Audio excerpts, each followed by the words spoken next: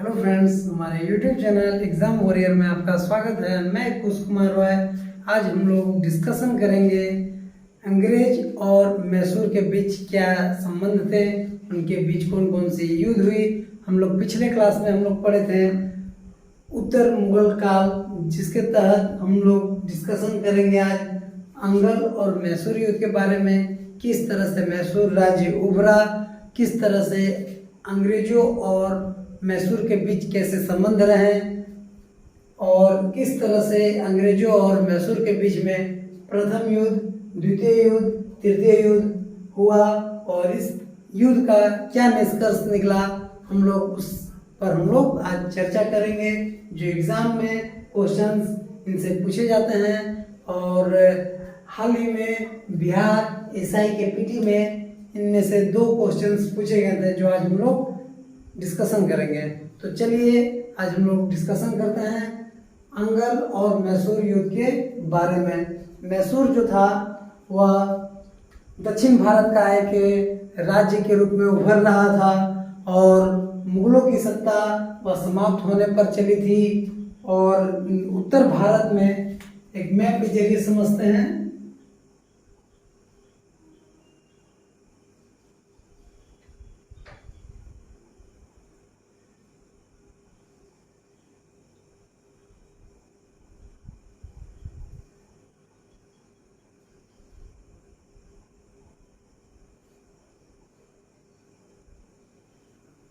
उत्तर भारत में मुगलों का शासन चल रहा था। मुगलों का शासन समाप्त होने के क्रम में भारत में विभिन्न राज्यों का उत्पन्न हो रहा था। जो यहाँ पर हैदराबाद राज्य उभर कर सामने आया, यहाँ पर कर्नाटक मैसूर राज्य उभर कर सामने आया, इधर मराठा राज्य उभर कर सामने आए और इनके बीच में क्या क्या संघर्ष चला हम लोग इस पर चर्चा करेंगे। किस तरह से छोटे छोटे राज्य मुगलों के अधीन जो थे और किस तरह से उभर कर सामने आए और अंग्रेजों के साथ इनका क्या संबंध रहा, इनके साथ क्या क्या यातनाएं सामना करनी पड़ी, उसके बारे में हम लोग डिस्कशन करते हैं। चलिए हम लोग आज डिस्कशन करते हैं मैसूर राज्य।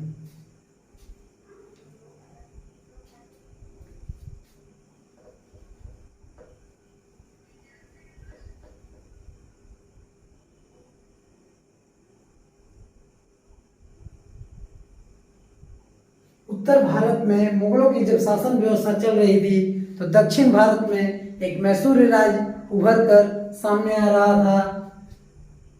1565 में जब तालीकोटा का युद्ध हुआ था तब उस वक्त विजयनगर का शासन चल रहा था दक्षिण भारत में।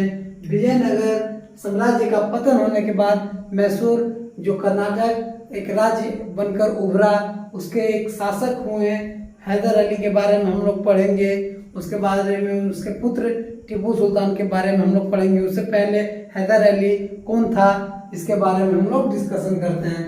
जब विजयनगर साम्राज्य का पतन होता है 1565 का तालीकोटा का युद्ध के बाद, तो मैसूर में एक वाडियार वंश प्रारंभ होता है जिसके एक शासक हुआ करते थे चिक्का कृष्णराज।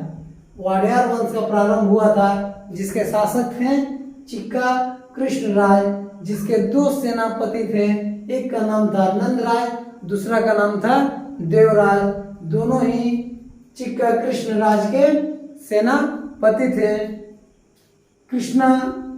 चिक्का कृष्णराज के बाद नंदराज जो थे सेनापति में शामिल हुए थे। धीरे धीरे वह एक अधिकारी के रूप में विकसित होते हैं। उनका एक सेना नायक था नंदराज का हैदर अली। वह एक सेना नायक के रूप में नंदराज के यहाँ वह सेना नायक के रूप में वह शासन कर रहा था। उसके बाद हैदर अली अपने प्रभाव को आगे करते हुए अपने प्रभाव से वह एक अधिकारी रैंक पर वह पहुंच गया था हैदर अली। उसके बाद किस तरह से अंग्रेजों और हैदर अली के बीच अंगल मैसूर युद्ध का सामना करना पड़ा। ऐसे तो हैदर अली का जन्म 1722 ईस्वी में हुआ था और मृत्यु 1782 में द्वितीय अंगल मैसूर युद्ध के दौरान हैदर अली की मृत्यु हो गई थी। उसके बाद इस युद्ध का उसका पुत्र टीपू सुल्तान आगे ले जाता है, इस पर हम लोग डिस्कशन करेंगे। हैदर अली सेना नायक के रूप में वह नंदराज के यहाँ ज्वाइन करता है और एक अधिकारी के रैंक पर वह धीरे धीरे पहुंच जाता है। फिर उसके बाद हैदर अली के मृत्यु के बाद उसका पुत्र टीपू सुल्तान वह गद्दी पर बैठता है और 1782 से लेकर 1799 तक वह मैसूर का शासक बनता है और एक बहुत ही प्रतिभावान प्रभुत्वशाली एक मैसूर राज्य एक बहुत ही आगे बढ़ रहा था, जिसके कारण यह बात अंग्रेजों को खटकने लगा था और अंग्रेजों और मैसूर के साथ रिश्ते जो थे वह काफी खराब भी होते रहे थे, जिसके कारण अंग्रेज और मैसूर के बीच में 4 युद्ध लड़े गए थे, जिसका क्रम हम लोग आज पढ़ेंगे।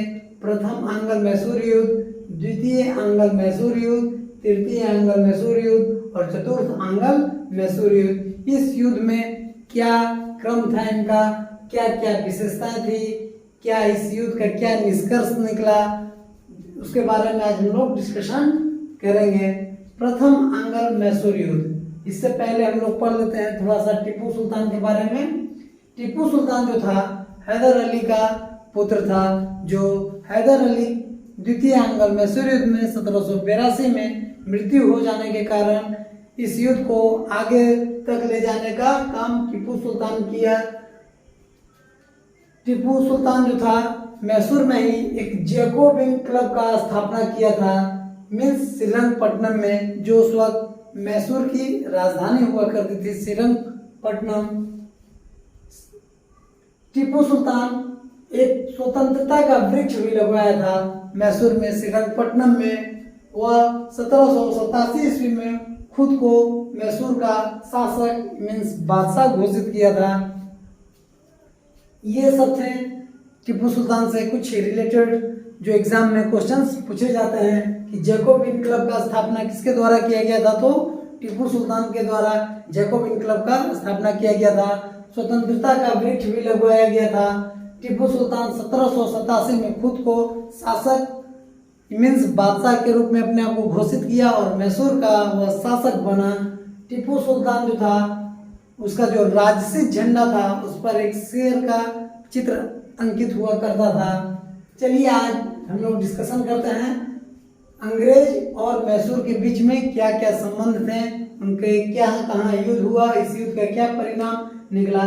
चलिए आइए डिस्कशन करते हैं। प्रथम अंगल मैसूर युद्ध, प्रथम, द्वितीय, तृतीय, चतुर्थ, इनका क्रम एग्जाम में पूछता है कब से कब तक यह युद्ध चला था, ठीक है ना, और किस युद्ध के तहत किस संधि के तहत इस युद्ध को समाप्त किया गया।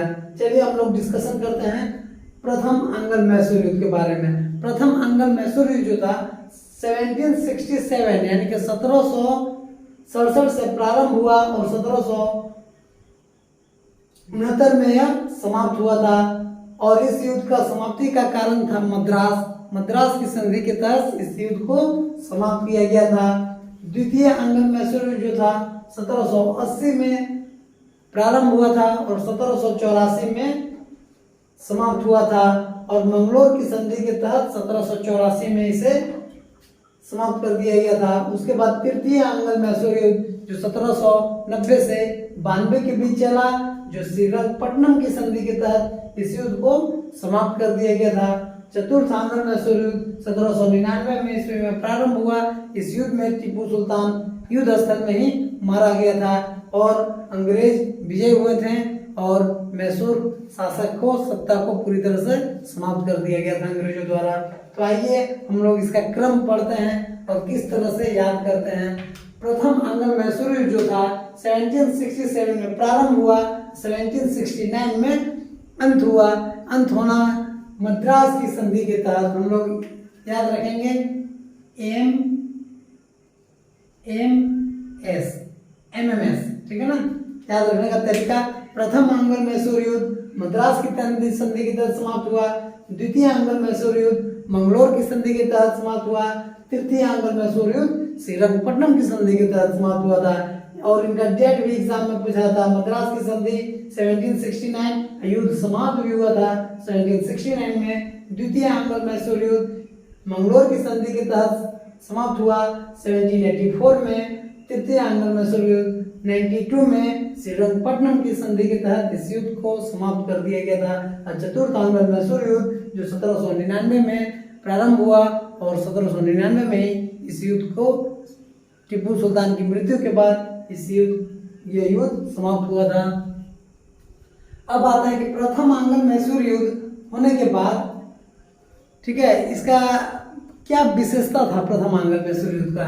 प्रथम एंग्लो मैसूर युद्ध जो था प्रारंभ हुआ था अंग्रेज मराठा निजाम।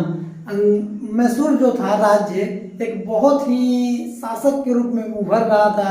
यह बात अंग्रेजों को खटकने लगी थी, जिसके कारण अंग्रेज क्या किए कि मैसूर को दबाने के लिए अंग्रेज जो थे मराठा मीन्स मराठों को और निजाम मीन्स हैदराबाद का जो चिंग खां थे हैदराबाद के निजाम को अंग्रेज क्या किए कि अपने में मिला लिए और यह युद्ध मैसूर के साथ हुआ।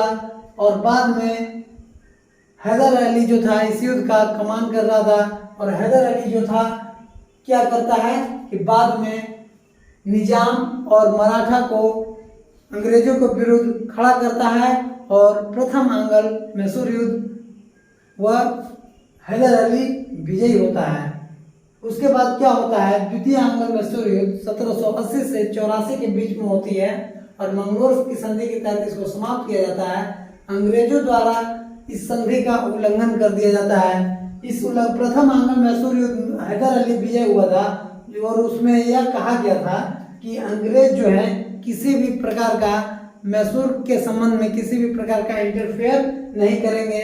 बट अंग्रेज सुधरने वाले तो हैं नहीं और वे मैसूर के किसी भी मैसूर शासक में वह अपना हस्तक्षेप करते हैं और संधि का उल्लंघन करते हैं, जिसके कारण यह युद्ध प्रारंभ हुआ था। उसके बाद अंग्रेजी सेना का नेतृत्व आयरकुट कर रहा था। द्वितीय एंग्लो मैसूर युद्ध में यह अंग्रेजी सेना का नेतृत्व आयरकुट जो था, कर्नाटक युद्ध में भी हम लोग इसके बारे में हम लोग पढ़े थे। इस युद्ध में क्या होता है, अंग्रेज जो थे अंग्रेज सेना नायक आयरकुट जो थे पोर्टोनोवा का युद्ध में जो हैदर अली जो था मैसूर का शासक वह 1782 मीन्स 82 में वह मारा गया, जिसके कारण यह युद्ध जो था युद्ध का नेतृत्व द्वितीय एंग्लो मैसूर युद्ध का नेतृत्व उसका पुत्र टीपू सुल्तान जो 2 वर्षों तक इस युद्ध को आगे इसी क्रम में ले गया और 1784 में मंगलोर की संधि के तहत इस युद्ध को क्या कर दिया गया, समाप्त कर दिया गया। एग्जाम में क्वेश्चंस पूछे जाते हैं कि हैदर अली को किस युद्ध में मृत्यु हो गई थी, तो पोर्टोनोवा के युद्ध में हैदर अली की 1782 में मृत्यु हो गया था। या इस तरह से क्वेश्चन पूछता है कि मैसूर का शासक हैदर अली किस युद्ध में वह मृत्यु हो गया था, तो द्वितीय एंग्लो मैसूर युद्ध में 1782 में, ठीक है, हैदर अली का मृत्यु हो गया था। और इस युद्ध का फिर नेतृत्व कौन कर रहा था, टीपू सुल्तान। और यह युद्ध जो था एक बराबरी का युद्ध, ना ही अंग्रेज जीते हैं ना ही टीपू सुल्तान जीता है और इस युद्ध में इसे बराबर का युद्ध के नाम से भी जाना जाता था। द्वितीय एंग्लो मैसूर युद्ध में अंग्रेज गवर्नर वारेन हास्टिंग थे और प्रथम एंग्लो मैसूर युद्ध में कोई गवर्नर नहीं थे क्योंकि उस वक्त द्वैध शासन प्रारंभ नहीं हुआ था रॉबर्ट क्लाइव द्वारा। उसके बाद द्वैध शासन के बाद ही गवर्नर जनरल भारत में बनना प्रारंभ होते हैं, स्टार्ट होते हैं। उसके बाद हम लोग पढ़ते हैं तृतीय एंग्लो मैसूर युद्ध जो 1790 से 92 तक चला और श्रीरंगपट्टनम की संधि के तहत 1792 में इस युद्ध को समाप्त कर दिया गया था। इस युद्ध की क्या विशेषता थी, टीपू को फ्रांस एवं कस्तूनिया से समर्थन प्राप्त हुआ। इस युद्ध में क्या हुआ था कि टीपू सुल्तान समर्थन प्राप्त करने के लिए वह फ्रांस और कस्तूनिया जैसे देशों से वह अंग्रेजों के विरुद्ध समर्थन प्राप्त करने में वह सफल हुआ और टीपू को इस युद्ध में अंग्रेजों द्वारा हार का सामना करना पड़ा तृतीय एंग्लो मैसूर युद्ध में। और इस युद्ध के तहत अपमानजनक कुछ संधियां हुई जिसमें टीपू सुल्तान को अंग्रेजों को ये अंग्रेजों को हार का सामना करना पड़ा और अंग्रेजों को बहुत सारा धन संपत्ति देना पड़ा था। उसके बाद तृतीय एंग्लो मैसूर युद्ध में अंग्रेज गवर्नर कॉर्नवालिस थे। उसके बाद हम लोग आते हैं चतुर्थ एंग्लो मैसूर युद्ध जो 1799 में स्टार्ट हुआ था और इसी युद्ध में 1799 में टीपू सुल्तान की मृत्यु हो गई थी। बिहार एसआई में ये क्वेश्चन पीटी में पूछा गया था कि किस एंग्लो मैसूर युद्ध में टीपू सुल्तान की मृत्यु हुई थी, तो 1799 के चतुर्थ एंग्लो मैसूर युद्ध में टीपू सुल्तान की मृत्यु हो गई थी और वह युद्ध स्थल में ही वह मारा गया था। और इस युद्ध में क्या हुआ था कि सहायक संधि नहीं स्वीकार करना है। इस युद्ध की क्या विशेषता थी कि टीपू द्वारा सहायक संधि को स्वीकार नहीं किया गया था, जिसके कारण युद्ध स्थल में ही टीपू सुल्तान को मृत्यु दे दिया गया था अंग्रेजों के द्वारा।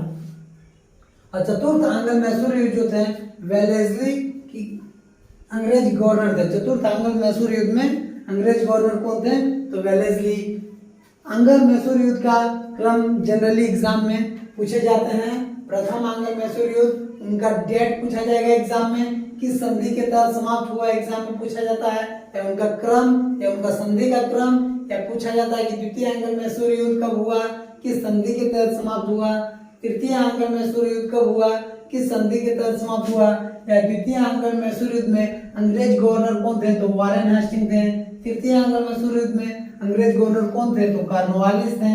चतुर्थ एंग्लो मैसूर युद्ध में अंग्रेज गवर्नर कौन थे, तो वेलेस्ली थे।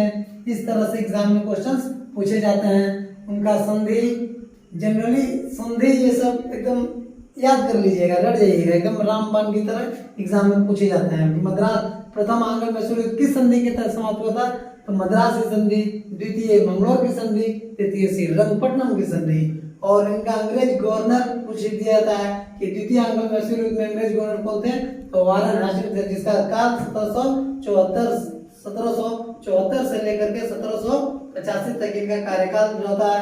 उसके बाद कॉर्नवालिस तृतीय एंग्लो मैसूर युद्ध में आते हैं। चतुर्थ एंग्लो मैसूर युद्ध में वेलेस्ली आते हैं। इनका क्रम एग्जाम में पूछे जाते हैं। आज हम लोग डिस्कशन किए एंग्लो और मैसूर युद्ध के बारे में और इनका क्या युद्ध और उनका क्या विशेषता था, हम लोग आज डिस्कशन किए। आशा करते हैं कि आपको यह वीडियो अच्छा लगा होगा। अगर नहीं समझ में आया हो तो इस वीडियो को अगेन एंड अगेन देखिएगा। आई होप कि आपको अच्छा से समझ में आया होगा। अगर वीडियो अच्छा लगा हो तो लाइक करें, सब्सक्राइब करें।